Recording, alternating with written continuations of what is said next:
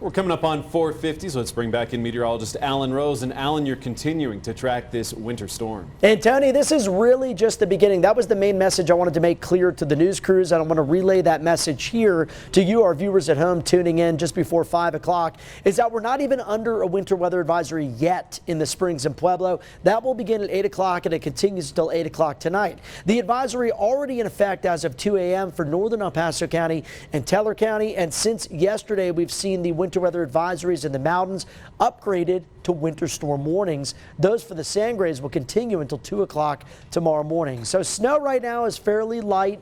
Some areas are seeing some more moderate snowfall, but most of us not seeing much in the way of collection just yet. Just a few inches has fallen across northern parts of Colorado Springs. Looks like we're getting some heavier snow now beginning to pick up though towards Fort Carson and down to Fountain. And I think the heaviest snow region wide will pick up here as we head past sunrise today. So we're going to say from mid-morning until mid to late afternoon, that's when most of us will see the bulk of accumulations.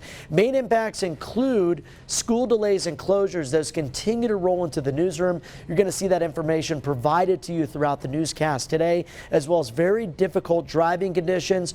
Hardest hit areas, Palmer Divide, Raton Mesa, southeastern mountains. It looks like multiple commutes expected to be affected over the next 24 to 36 hours.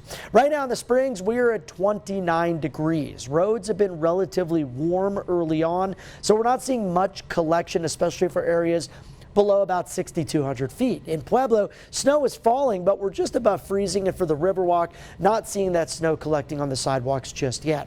Now that the cold front has passed to our south, we'll get good upslope flow, also tracking a lot of energy from the upper level low that will swing through Arizona this afternoon and eventually push into New Mexico as we make our way towards tomorrow morning. So take a look at Futurecast. Over the next few hours, I think the snow begins to expand, and look what happens here on the model. Some very heavy snow likely even into the Arkansas River Valley as we make our way into the afternoon, and we will get bands of heavy snow extending from the plains into the Pikes Peak region, parts of Pueblo County in the upper Arkansas River Valley. You can see snow begins to wrap up after sunset from north to south.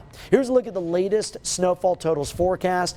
4 to 7 for Canyon and the Springs. Could see more than a foot for some of our mountains, mountain valleys. 5 to 8 for Monument, 2 to 5 for Denver. Right now, roads are primarily wet below 6,000 feet, but look what happens here on the road conditions graphic as we make our way into the afternoon. We get some of those heavier bands of snow. Even as the snow stops falling, roads could still be tricky and treacherous into the overnight and Thursday morning hours. Highs today, well, won't change all that much from the temperatures we just showed you. We'll go from a high of around 30 today to only 36 tomorrow. And it's a gradual warm up beyond that with 40s from Friday into the weekend. In Pueblo, temps here in the 30s to close out the week.